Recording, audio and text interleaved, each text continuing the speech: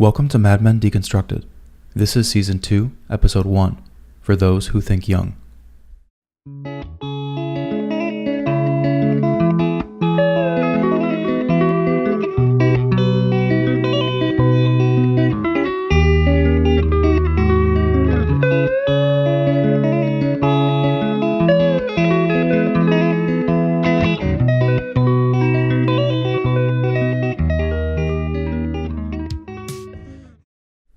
Mad Men began producing its second season in April 2008.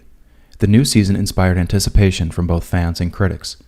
The Associated Press had named Mad Men 2007's Best Show of the Year. At the 2008 Golden Globe Awards held on January 13th, Mad Men won several awards, including Best Drama Series and Best Actor in a Drama Series. On May 29th, 2008, AMC announced Mad Men's second season. The cast remained largely intact. The most prominent addition was Mark Moses, who returned as Duck Phillips. Moses had a long career in acting.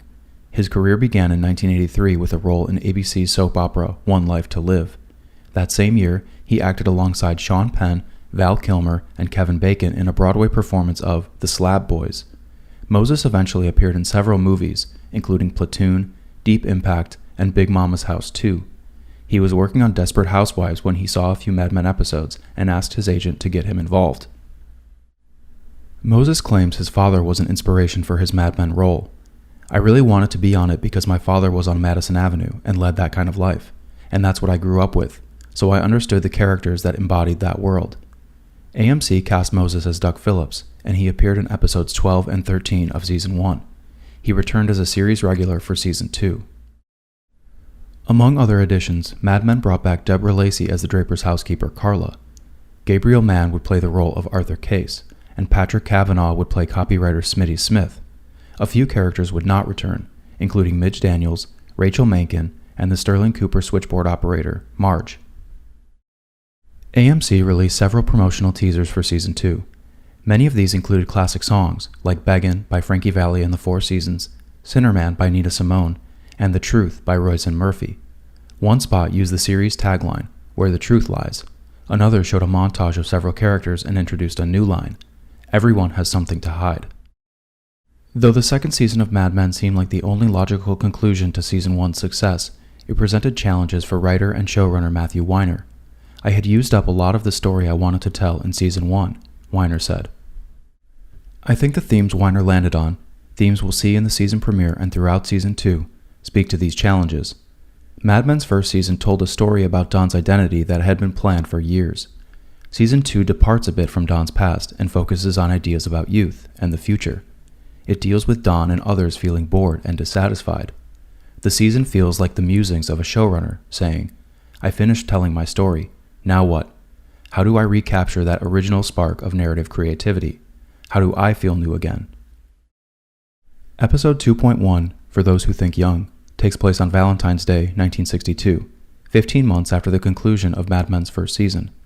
Weiner wanted Season 2 to appeal to people who had never seen Season 1. He introduced the time gap to allow more narrative freedom. For Those Who Think Young doesn't strive to tie Season 1's loose ends. Like Season 2, its focus is on the future, and it opts not to look backward, but forward. The episode begins with a montage of characters set to the Chubby Checker song Let's Twist Again. Let's Twist Again was released in 1961 and harkens back to the Hobo Code, which featured Checker's original hit, The Twist. Joan zips up her red dress, Trudy puts on Pete's cufflinks, and Peggy gets ready while reading a copy of Ad Age. Workers outfit a lock on Don's office door, a sign of his growing status. The song ends as Betty rides horses at a stable. Actress January Jones did several months of training for English Saddle to ride horses throughout Season 2. Don undresses at the doctor's office. The nurse weighs him and the doctor asks about his lifestyle. "You live too hard," he says. He takes Don's blood pressure and prescribes phenobarbital to calm his nerves. Phenobarbital is a Schedule IV controlled substance that was introduced by Bayer in 1912 under the name Luminol. It was prescribed for conditions like seizures, insomnia, and anxiety. Phenobarbital has also been used as a recreational drug and for euthanasia. It was phased out as an anxiety treatment in the mid-1960s after the introduction of benzodiazepines. This scene establishes an idea that will persist throughout the episode. Don and Betty's relationship has changed. We would never expect to see Dawn at a doctor's office in Season 1. For those who think Young's first scenes establish that Dawn is trying to act more responsibly. Meanwhile, Betty's developing into a more independent woman. In the next scene, she hops off a horse and chats with her riding partner, Sarah Beth Carson. They notice a young man, Arthur Case, at the stables and gossip about his engagement. Betty says goodbye to Sarah Beth and enjoys a moment alone, sitting in her car as she smokes a cigarette. Through horseback riding, Betty's found a momentary escape from her life as a housewife. Note the cars and how they're tied to For Those Who Think Young's ideas about newness and youth. Betty sits in a 1962 Mercury Colony Park station wagon. Sarah Beth leaves in the same 1957 Ford Country that Betty used to drive. Season 2 of Mad Men will promulgate ideas about consumerism through details like this. Consumerism is rooted in a desire to feel new, the hope that you'll feel different, expressed in owning a new refrigerator or this year's car. Directly related is the 1960s growing obsession with mechanization and technology, and For Those Who Think Young links these ideas with the transition to Sterling Cooper, where Joan and the secretaries watch men deliver a Xerox 914. Xerox began selling the 914 in September 1959, and its introduction in Mad Men hints at Sterling Cooper's transformation. The ladies are excited about the copier, one that will eventually replace many of their jobs. Joan isn't sure where to put it. Fun fact, the Mad Men Xerox machine had an active Twitter account throughout the series, @Xerox914. Several copywriters wait for Dawn in Sterling Cooper's conference room. Freddie asks for a drink and says he's late for lunch at the Pen and Pencil. The Pen and Pencil was a steakhouse and bar at 205 East 45th Street in New York City, just a half mile from Grand Central. Writers and ad men frequented the location. Paul grows tired of waiting and asks Peggy to check with Dawn's secretary. When she leaves, the men speculate about her absence. Harry thinks she had a baby, Dawn's baby. Dawn's been screwing me for the last 3 years. I've got nothing, Paul jokes. Pete enters ironically amid talk of Peggy's absence. Fat farm, he says. I thought we had verification. Peggy walks over to Dawn's new secretary, Lois Sadler. Lois was introduced in Season 1 as a switchboard operator with a crush on Salvatore. Peggy approaches and asks about Dawn. Do you have any idea when you'll be expecting Mr. Draper? I was expecting him at the beginning of work today, but then he called and said he'd be late. He said he was going to the movies. Pinocchio. Thank you. Lois is perhaps Dawn's most incompetent secretary, and Season 2 will make light of the situation several times. Here Peggy notices Lois's sarcasm and scolds her. It's a callback to how Joan taught Peggy to be a secretary, one that hints at Peggy's confidence at work and at her respect for Dawn. Are you insinuating something? I wasn't doing anything, I don't think. Well, I believe that. I want you to imagine when you talk about Mr. Draper that he's standing right behind you. But Dawn's not in his office. He sits at a bar for lunch eating steak and eggs with a glass of whiskey. He notices a man at the bar reading Meditations in an Emergency, a collection of poems first published by Frank O'Hara in 1957. Dawn nods to the man and asks about the book. I don't think you'd like it, he says. Frank O'Hara was born in Baltimore, Maryland on March 27, 1926. His parents lied about his true date of birth to conceal that he was born out of wedlock. O'Hara studied piano at the New England Conservatory in Boston from 1941 to 1944, before joining the Navy and serving in World War II's Pacific Theater. O'Hara studied literature at Harvard after returning from the war. He later earned his M.A. in English Literature from the University of Michigan in 1951. After graduating, O'Hara moved to New York City and became a prominent teacher at the New School.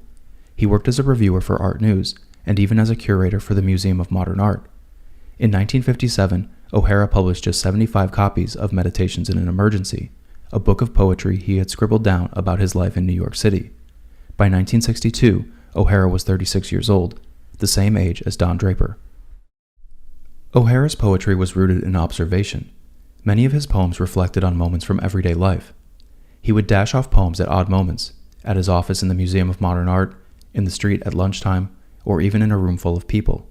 He would then put them away in drawers and cartons and half forget them, said John Ashbery. O'Hara felt that poetry should be free-spirited. He was inspired by New York school painters like Jackson Pollock and rejected traditional ideas like rhythm and assonance. O'Hara was spurred by one of Paul Goodman's essays to write with an embarrassing directness. His poetry was controversial. It confronted traditional literature and blurred the boundary between what is public and what is private. He wanted to voice the American culture's deeply held inner disquiet. That last bit should sound familiar. It's the same confrontation of the American ethos that inspired Mad Men. Matthew Weiner became interested in O'Hara after visiting the Museum of the City of New York. Weiner initially wanted to feature Lunch Poems, another O'Hara collection published in 1964, but in remaining true to the period, he settled on Meditations in an Emergency, a set of poems about love, youth, and identity that so plainly describes Dawn's state of mind throughout Season 2. Joan enters Roger's office that afternoon. He asks about her new fiancé while Joan deflects. She's moved on from their past relationship, but Roger is unhappy. He is, however, healthy again, and trying to give up smoking. Season 2's recurring bit shows Roger ask other characters for cigarettes because he's not allowed to carry his own. The implication is that Roger's wife isn't letting him have much fun. Duck enters Roger's office and interrupts the interrogation about Joan's new boyfriend. He says Sterling Cooper needs younger creative talent. Young people are the future, Duck insists, and their ideas are different. They drink soda instead of coffee. They work collaboratively. Having younger employees, Duck says, will appeal to clients. Duck voices sentiments common to this period of the 1960s. Agencies sought younger, more artistic, avant-garde creative talent. We discussed the Volkswagen campaigns of Doyle Dane Bernbach in episode 1.3, Marriage of Figaro. DDB's creative success inspired other firms to copy their approach, with young employees who blurred the boundaries between artist and writer. Many of these young creatives were foreign, recent immigrants, and even beats looking for an industry that accepted their unconventional ideas. Many brands started to notice the buying power of young people. Ads targeted young adults and appealed to changing sensibilities. Brands embraced pop culture and product placement to reach younger audiences. Soda was commonly associated with this movement, with many younger people preferring Coca-Cola and Pepsi to coffee. The episode title, For Those Who Think Young, became Pepsi's slogan in 1961. It was featured in campaigns throughout the 60s and was even used as the title for a 1964 movie that heavily featured young people drinking Pepsi. Have you noticed? You hear something new at fountains today. People who think young say, Pepsi, please. The lively crowd today agrees. Those who think young say, Pepsi, please. They picked the right one, the modern light one. Now it's Pepsi for those who think young. When you say Pepsi, please, you're putting your... The creative staff continues to wait in Sterling Cooper's conference room. Paul claims he had no time for artwork. Peggy is more confident. We have art, she announces. Here we see more hints about Peggy's talent. While some of the characters like Paul struggle, Peggy's career continues to rise. Dale falls asleep, his mouth open as he rests in a chair. Don finally arrives at the office where Lois takes his coat and reminds him about the meeting. He finds them waiting and wakes up Dale. Kinsey presents his idea. Mohawk Airlines. There's a new chief in the sky. And I thought following that, most routes to Boston, circle the wagons, we've got it surrounded. And there'd be wagons around a dot that says Boston. Don seems unimpressed. There has to be advertising for people without a sense of humor. Stop writing for other writers, he says.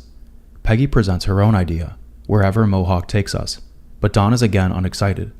The destination is unimportant, Don says. It could be anywhere. He fantasizes out loud, suggesting that flying evokes our dreams of adventure. You want to get on a plane to feel alive. You want to get on a plane to see just the hint of a woman's thigh because her skirt is just this much too short. Roger approaches Don that afternoon and encourages him to hire some younger creative talent. He blames the idea on Duck, but Roger clearly agrees. It's evidence of one of Roger's talents, shifting blame. Roger hands Don a list of names he got from Paul Kinsey. Don angrily dismisses the idea as a fad, but Roger convinces him to do it anyway. You're talking as if there's some fresh version of us. They're not. Young people don't know anything, especially that they're young. Huh. Well, let me set this in a more appealing context for you. Prove them wrong. Later that evening, Don sits at the bar of the Savoy Hotel in New York City. Located at 767 Fifth Avenue, the Savoy opened in June 1892. It was purchased in 1926 by Harry S. Black, the owner of the nearby Plaza Hotel. Black demolished the entire city block and built a 1,000-room luxury hotel. The 33-story, 420-foot Savoy Plaza Hotel cost $30 million, an amount worth about $450 million today. It opened on October 1st, 1927. The Savoy was bought by Hilton Hotels in January 1957. Hilton managed the hotel on February 14, 1962, the date of this episode. It was later sold and demolished in 1964 amidst public outcry. To this day, the Savoy is one of the tallest voluntarily demolished buildings in world history. It made way for New York's prominent 50-story General Motors building. The Savoy is another example of the out with the old, in with the new idea portrayed throughout For Those Who Think Young. Mad Men filmed its scenes at the Los Angeles Biltmore Hotel. It's there that Betty enters, her slow-motion descent down a marble staircase accompanied by Rimsky-Korsakov's Song of the Indian Guest. Taken from Scene 4 of Rimsky-Korsakov's Sadko, Song of the Indian Guest voices the opera's themes of romance and exotic faraway places. Sadko tells the story of its title character, who leaves his family and homeland, travels the world, meets beautiful women, and amasses a fortune. This scene really highlights For Those Who Think Young's study of romance, relationships, and youth. Mad Men intentionally separates Don and Betty for the first half of the episode, increasing tension left over from Season 1's finale. When Betty walks down the stairs toward the camera, it's as if she's beckoning to the sexual fantasy Don voices at work. It seems optimistic. In this moment, Don sees Betty as young and beautiful and exciting. He stares at her, surrounded by elegance, desiring her for an instant, before the music fades and she becomes his wife again. As they wander around the Savoy, Betty notices an old friend, Juanita Carson. Juanita is with an older gentleman who tries to be polite but seems noticeably annoyed with the conversation. Betty says that Juanita was her roommate, that they modeled together before she met Don. When they sit down, Don tells her that Juanita is an escort. She's a party girl, bets.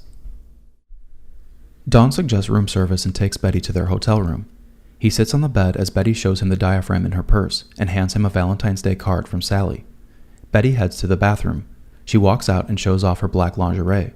Don seems intrigued and moves toward her, but he slides past her to use the bathroom for himself.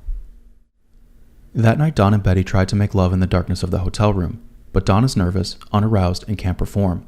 Beyond Don and Betty's lack of intimacy, I think this scene hints at more of the physical symptoms of Don's lifestyle. The shot was horizontally flipped in post-production, and you can see Betty's wedding ring on her right hand. Weiner wanted to swap the couple's typical positions in bed, perhaps to indicate a different dynamic in their relationship. Their dispositions are also flipped, as Betty seems assertive while Don is indecisive. "I wish you would tell me what you want," Betty says. He rolls over and grabs the phone to order room service, struggling to make a decision. Betty takes charge and orders for them, as Don turns on the TV and watches A Tour of the White House. A Tour of the White House with Mrs. John F. Kennedy was a television special featuring the United States' new First Lady. Jacqueline Bouvier was the daughter of Wall Street broker John Bouvier III and Manhattan socialite Janet Norton Lee.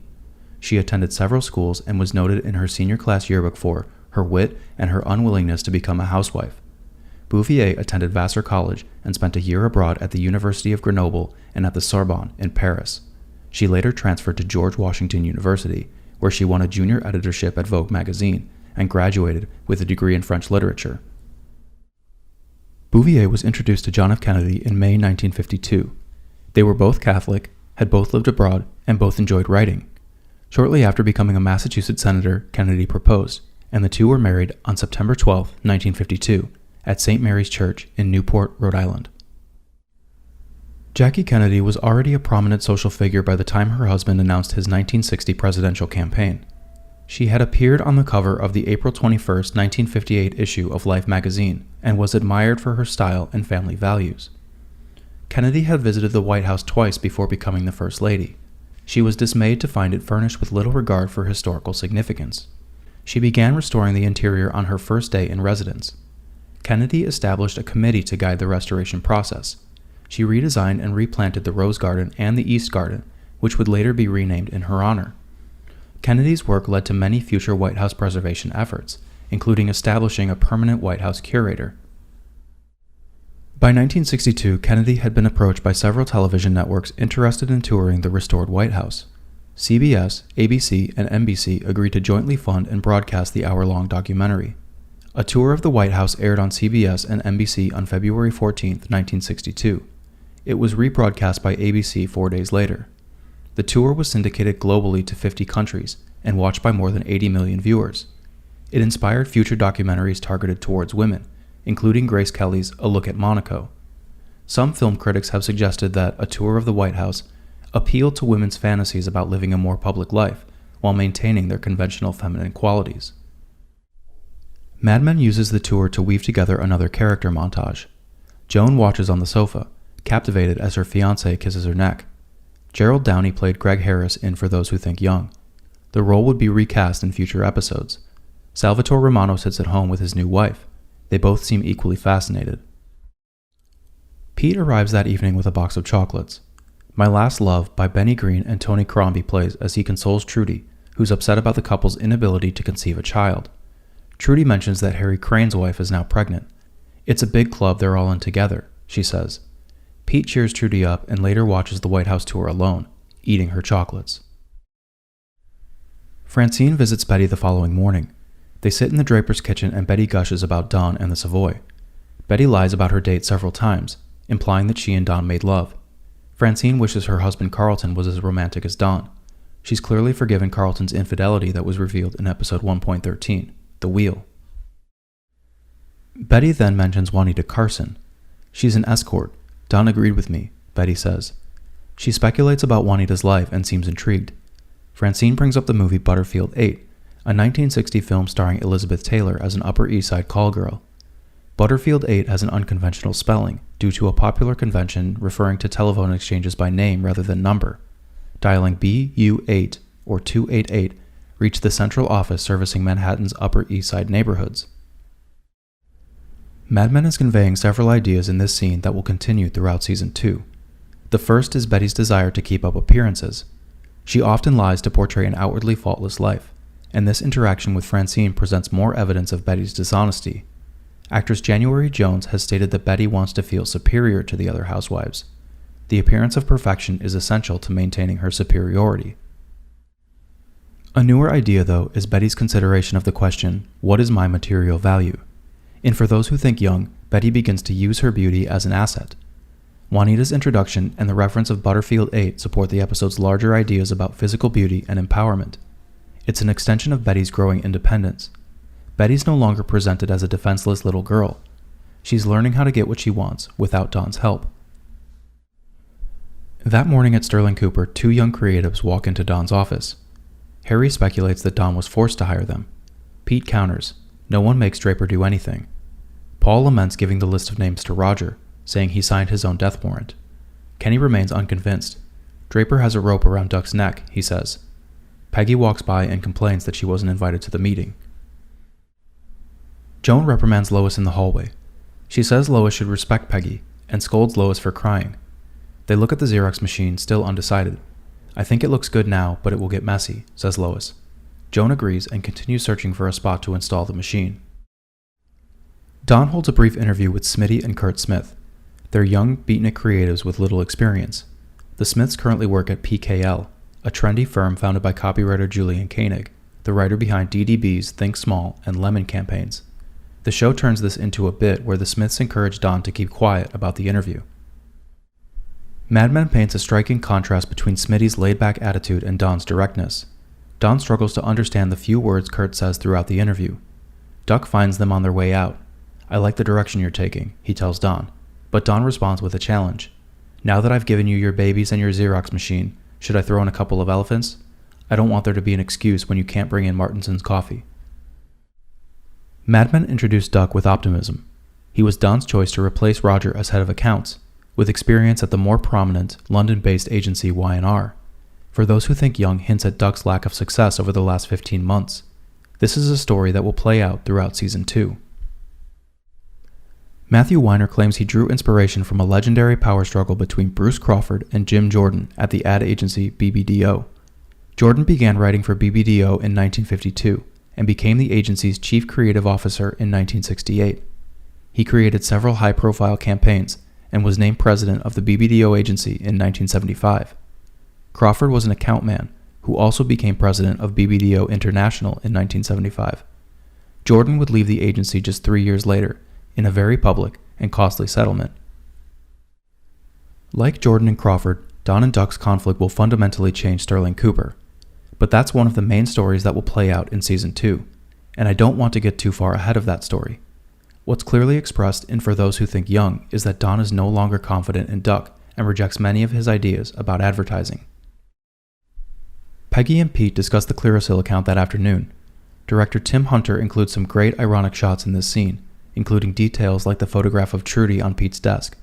"Kids, what's the big deal?" Pete says. He asks Peggy if she wants to have children. Eventually, she responds. Peggy and Sal walk into Don's office to present their new ideas about Mohawk Airlines. A man descends the airplane stairs toward a stewardess in the foreground. Don remains uninspired. Peggy insists it's what he asked for. We're talking about businessmen. Right, businessmen who like short skirts. Sex sells. Says who?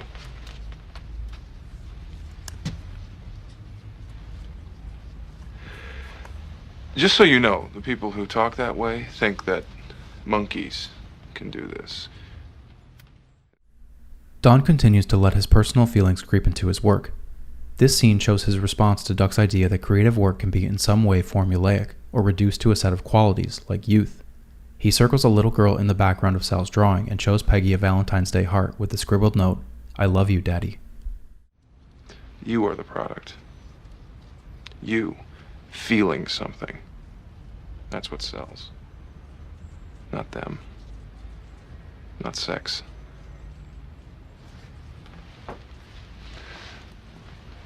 They can't do what we do. And they hate us for it. Don's inspiration helps Peggy draw on her own sentimentality. She quickly runs through several ideas. Welcome back, Daddy. Is that a question?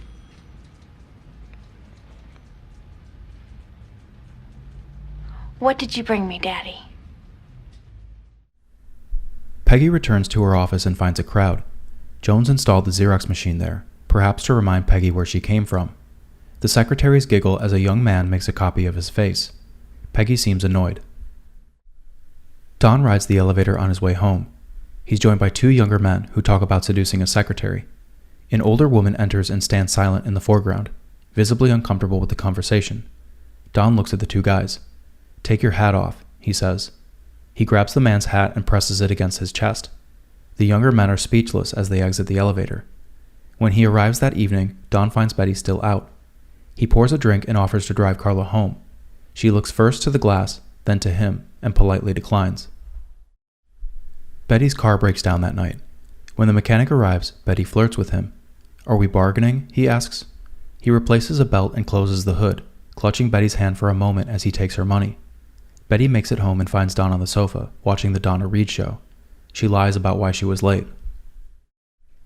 Don sits in his office late into the night reading Meditations in an Emergency. He opens it and writes a note, "Made me think of you." He slips the book into an envelope, walks down the street, and puts the package in a mailbox. A voiceover reads a stanza from the book's final poem, Mayakovsky. Now I am quietly waiting for the catastrophe of my personality to seem beautiful again, and interesting, and modern.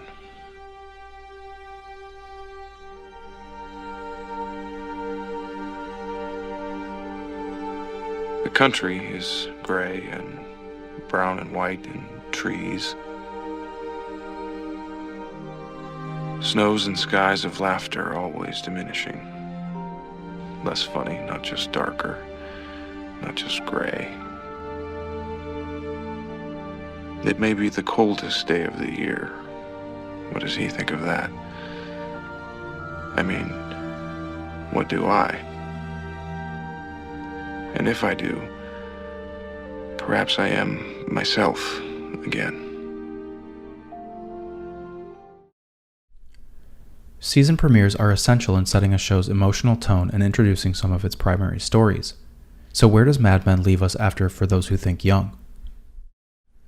Mad Men will undoubtedly explore Peggy's pregnancy in Season 2. It doesn't take up a lot of time in For Those Who Think Young, but Peggy's absence is surrounded by speculation.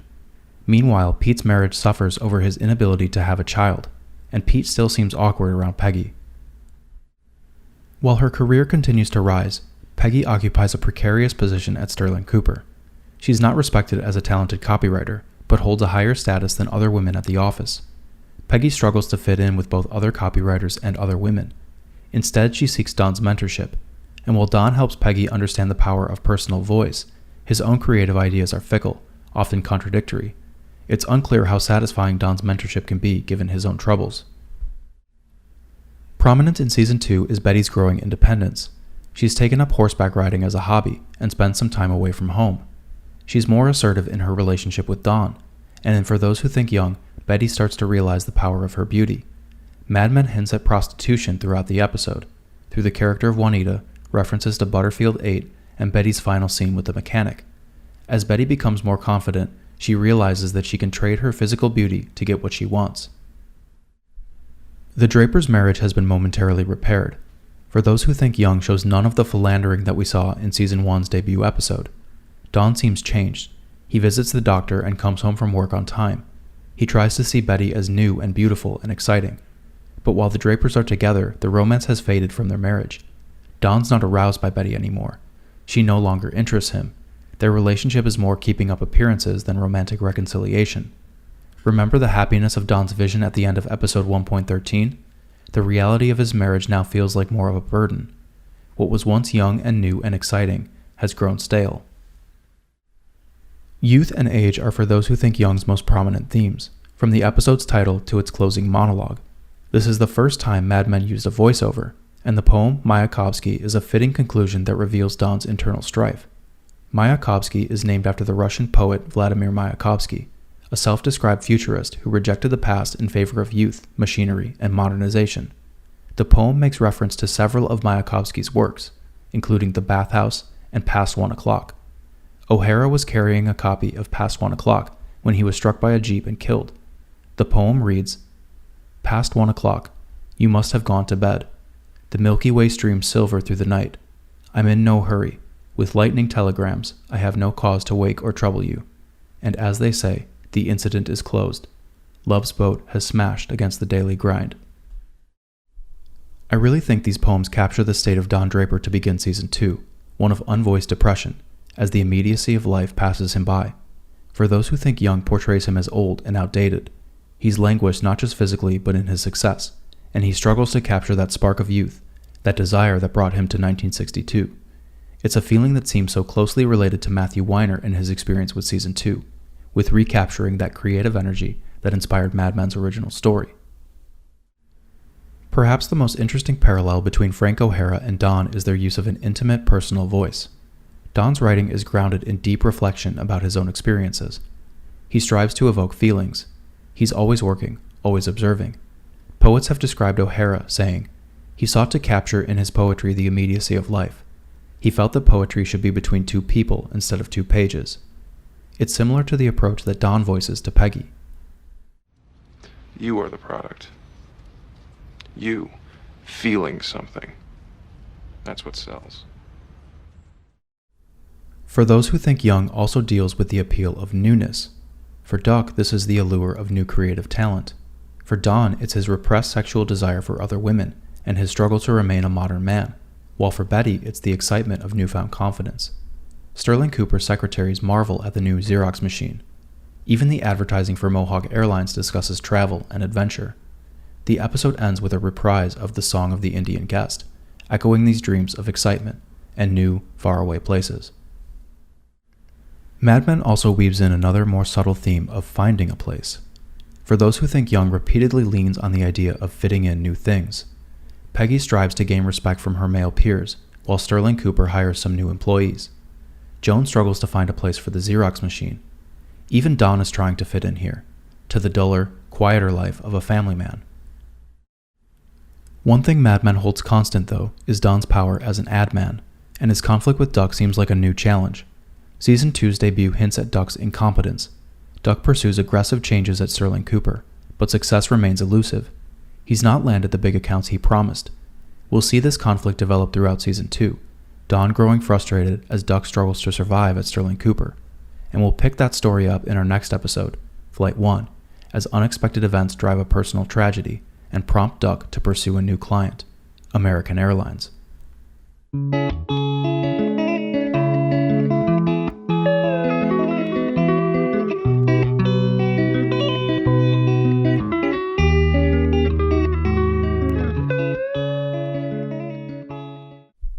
Hey everyone, I just wanted to encourage you to like and subscribe to my podcast.